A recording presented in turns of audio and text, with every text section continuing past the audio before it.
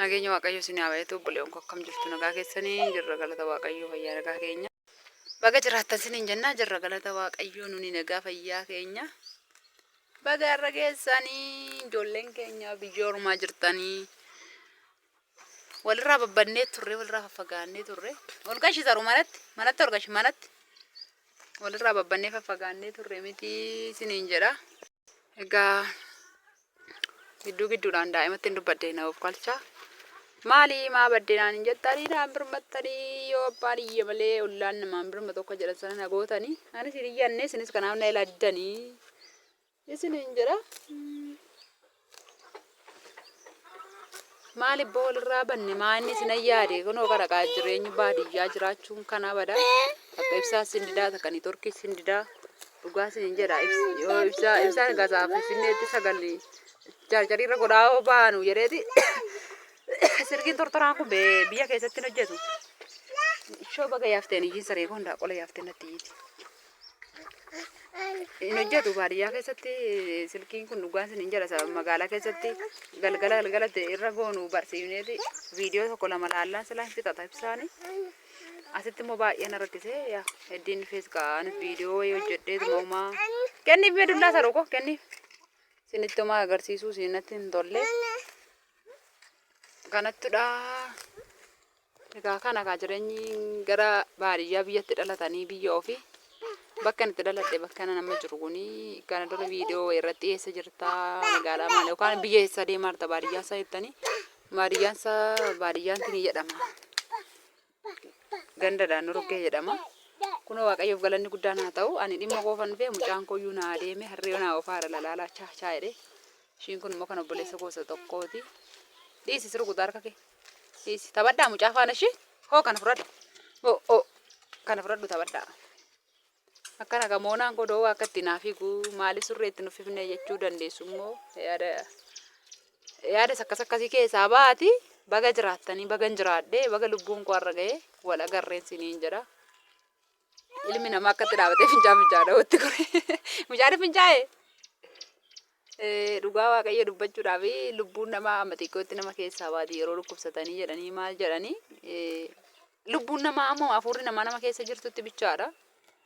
Egaa Waaqayyoof haa galatu seexanni qopheesse Yesuus jalaa dhokseeti seexana jalaa miila ishii jalaa dhiitee miila bitaan jalaa dhiitee bitaa ishii gashee akka hin jiraadhee har'a ga'u godhe Waaqayyo haa ulfaatu baay'ee na dhukkubee ture. Waa'ee dhukkuba kee odeessitaa waan haaraa hin jiru waan haaraa waan nutti himtu dhabde warri jettanii dhiisaa baa rakkoon hin jiru laalinaan dhaggeeffatiina. Ani waan hin jiraadhee har'a geeffanii isinitti dubbachaa jira waan hin dabarse natu beeka torbee lamaan kana torban sadanii qidaamee deengaddaa mana keenya dhufe waan hin dabarsee jiru anatu beeka har'a. Waaqayyoof galanni guddaan haa ta'u. Egaa Waaqayyoo lubbuu koo har'aan ga'ee jiraan immoo gammadeen jira. Seexanillee akka dunkaanni gaddaa dhaabatu gootee na ajjeesuudhaaf baay'ee murteessite ati beenteedha maaliif seexana faarsita jechuu dandeessu bakka dhukkubummatu isa dhumaarraan nagahee ture dhukkubni amma qoricha jalaa dhokatutti dhukkubicha hin beektu baay'ee na miidhee ture. Waaqayyo galata argatu qaba biyya kana dhufee kadhannaaf manaa kadhatu kadhannaa hin irraan cinnee qoricha fashaas narraan cinnee wanni naaf hin jiru wanni biyya lafaarra jiru karaa amantaa biraallee jechuudha yaalaa turanii. Har'a moo jiraadhee har'a gahee mee akkam jirtu nagaa keessaniin jedhan obboleewwan koo nan dubbisa. Warra na yaaddu dhugaa dubbachuuf na yaaduu hin dhiibne na yaaddu Kiristoos dhimee keessa naa dheeressu. Keessumaa mucattiin tokko jirti Aaddisuu kan jedhamtu. Warri kaanillee goddanyoonni koo warri duraan sinfaana himoodhaan hin caaltuu faa birriitii faa birqee faa warreen sinfaana haasa'aa ba'e isin akka jirtanitti tiyyaan faa isin akkuma jirtanitti. Garuu mucattiin tokko amma maqaadhaan ammoo ana barte amma maaneejii irra lola'u. Boosseetu meeqa waan baay'ee na wajjin taate sagalee naa ergite meeqa.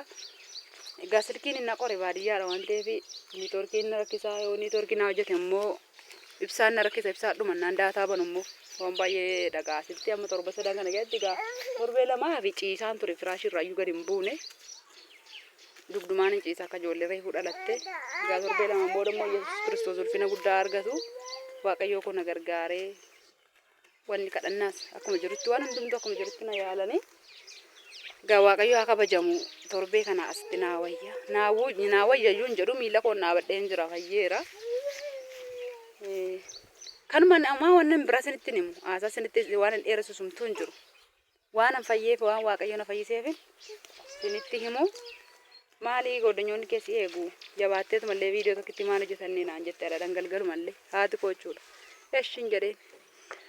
Kanaaf ani ishuma kana sinitti himuu dhufee isiniin jedhaa kun bakka itti dhaladheedha. Manni keenya keessumaa waan beektu mana baadiyyaa gaa maqaadhaaf biyya alaa ga'een deebi'e. Ofii kootiifis hin taane warra kootiifis hin taane maa qalamiin dibsiifnee fi maan bareechifnee finnaa sana kana manatti nutti mul'iftaan aan jechuu dandeessu. Ani gaannaa sana mana ofii koon ijaarrachuu kan kootti gore malee isaanii ijaaruun murteessine. Amma namummaa namaa ammoo waan gargaares gaamma tokko waan gargaareera gargaarsa hin jedhamu. Egaa innaa sana kan kootti gore ittiinis hin nyaanne ittiinis hin uffanne soorsaan isaanis waaqayyoos kan beeku.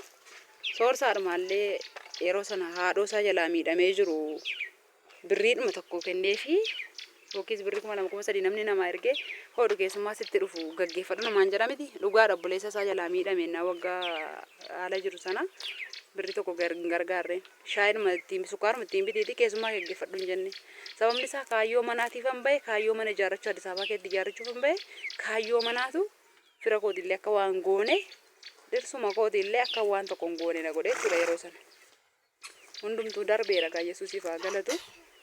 Egaa waa'ee manaas waa'ee maalis haafuu anuu kanarraa nagee waaqayyo haa kabajamu siniin jedha kun koshiinaa keenya dhagaa ilaalaa akka baadiyyaan keessan akka bareedu ilaalaa gaala margi lalliftuun jirti bokkaan egaa caamee roobuu dideetu namni yaaddaa jira filatamaa dhaabee amma warreen boqqolloo dhaaban baay'ee yaaddaa jiru warreen kaan immoo ganaa dhaabu siniin jedha ilaalaa moona soorsa moonaa ilaalisala viidiyoo ilaalta silkiin tokko sirkarra jalaa ilaalta moonaan akka itti deemaa jiru ilaali. Surree mo beekaan itti uffisuu dhiise. Hela akkatti nafaana fiigu. Saara jedhata eesalatta immoo bira dhaqe. Surree beekaan itti uffisuu dhiise mucaa ilkaan baasuuf fakkaata. Addi guyyaa sadiitiin immoo waan biraa keessa jira guyyaa sadii darbe. Dhugaa dubbachuudhaaf dhiiga karaa kaasaa ilkaanii minatti fakkaate. Egaa manni obboleessa gosa tokko iddoo kana ture inni egaa magaalaatti biraa badee kan isa tokko immoo karaa kana ture. Innis magaalaa mashii biyya kanaa shaaruu jedhamtutti ol badee galee haadhuma koofi hiriyaadhuma mucattii kanaa bichaa mana kana keessa jira mucaa ana irratti dhalate tokkodha. Isaanuma lamaan bichaa wajjin mana jiru maazariin kootiin hin jennaba.